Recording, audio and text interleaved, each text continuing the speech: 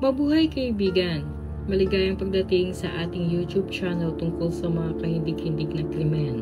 Huwag kalimutan mag-subscribe at i-turn on ang notification para lagi kang updated sa mga kapanapanabik na kaganapan. Sa makulay na tela ng mga pangarap na inuukit ng mga kabataang babae, madalas kumikislap ng matindi ang pang-akit ng kinabukasan bilang isang modelo sa fashion industry. Ngunit ang malupit na realidad ng buhay ay isang modelo ay bihirang sumasalamin sa glamour ng mukha nito sa mundo.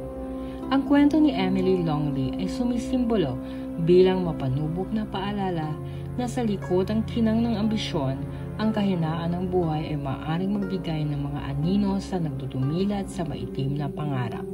Ipinanganak noong July 15, 1993 sa siksikan puso ng London, United Kingdom. Si Emily ang unang sinat ng araw sa buhay ni Mark at Caroline. Ngunit kinantsawan si Mark nung dumating si Emily sa kanilang buhay na hindi niya kayang gampanan ang pagiging ama. Pero pinakita ni Mark na kaya niya maging isang ama, lalo nang dumating si Hannah na bumuo ng ugnayan sa pamagitan ng dalawang magkapatid na haharap sa mga unos sa hinaharap. Si Mark ay nagtatrabaho bilang isang lokal na mamahayag sa United Kingdom, samantala ang nanay naman nila na si Caroline ay isang guro. Ngunit si Mark at Caroline ay nagpasyang ilipat ang kanilang buhay at iwanan lahat mula sa kanilang bayan patungo sa magandang tanawin ng New Zealand. Ang paglipat na ito ay dulot ng mga oportunidad sa karera at payo na rin ng doktor dahil kailangan ni Emily ng pagbabago ng klima dahil sa kanyang kalusugan. Ang paglipat sa New Zealand ay nagsimula sa isang bagong yugto para sa pamilyang Longley. Bagamat nagdulot ito ng mga hamon ang pagsanib sa bagong kultura at pamumuhay, ang pag-asa ng isang maaliwalas na kinabukasan ang nagbigay lakas sa kanilang magtagumpay. Si Emily na naka-enroll sa isang kilalang pribadong paaralan, unay natagpuan ang kapanatagan sa tahimik na ritmo ng buhay. Ngunit nabasag ang katahimikan ng ang mga dating kaklase na pinag-uusapan ng inggit at pagtatraidor ay nagdungaw sa kanyang reputasyon. Nung bumalik sa England upang humingi ng tulong, si Emily ay nag-enroll sa isang British college sa United Kingdom at nagsimulang sumabak sa isang paglalakbay ng personal at profesional na pagbabago. Sa kabila ng mga sugatang dulot ng pagtataksil, umabot ang kanyang pangarap sa labas ng akademiko. Si Emily, na may kanyang kahangahangang kagandahan at kahangahangang karisma, ay nanaginip na maging bahagi ng mundo bilang isang modelo. Ang tadhana ay nag-ugma ng kanyang landas kay Elliot Beans Turner, isang 19 taong gulang na tagapagmana ng yaman at karangyaan. Si Elliot, bahagi ng misteryosong grupo na kilala bilang The Firm, ay naging bahagi at haligi ng suporta ni Emily habang tinutungo nito ang kanyang karera sa modeling.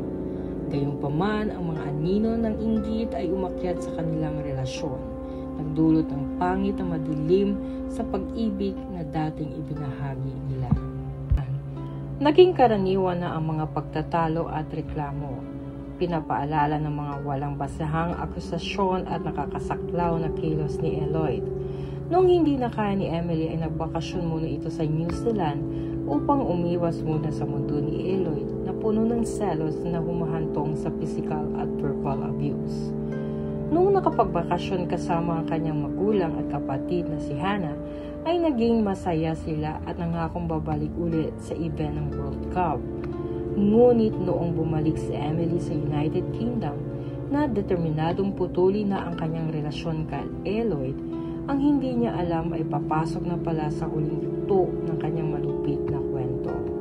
Noong May 6, 2011 ay naging isang malungkot na petsa na nakaukit sa alala ng buhay ni Emily. Noong nakabalik si Emily sa United Kingdom ay inibita ito ng kanyang boyfriend sa bahay muna siya matulog upang pag-usapan ang kanilang magulong relasyon kasama ang mga magulang ni Elliot sa bahay nila. Ngunit noong umaga ng May 7, 2011, si Emily, ang 17 taong gulang lamang, nadiskubring walang malay at matawag na isang biktima ng karahasan sa mga kamay ng kanyang boyfriend na si Eloyd. Ang korte ay naging tanghalan ng katarungan dahil si Eloyd ay nahatulan ng pagpatay kay Emily. Nagbibigay liwanag sa maitim ng katotohanan ng karahasan sa loob ng tahanan. Siya ay hinatulan ng habang buhay na pagkakulong, isang kahinatnan na naglalarawan ng hindi mabilang na pinsalang idunulot ng kanyang mga gawain. Ngunit sina Leigh at Anita Turner, ang mga magulang ni Eloyd, ay nagkakulong ng 27 months dahil sa pagsira ng ebidensya at personal liham ni Eloyd na nag-aamin sa pagpatay at mahahalagang ebidensyang itinago. Ang kanilang mga aksyon ay nagpapahayag ng isang desperadong pagsusumikap na itago ang kanilang anak mula sa mga kahinatnan ng kanyang kalupitan. Si Eloyd Turner ngayon ay naglilingkod ng habang buhay na parusa, ay namumuhay sa HMP Swillside sa Kent. Ang mga pader ng bilangguan ay nag-e-echo ng bigat ng kanyang mga gawain na walang aloob na parol sa loob ng hindi bababa sa 16 na taon.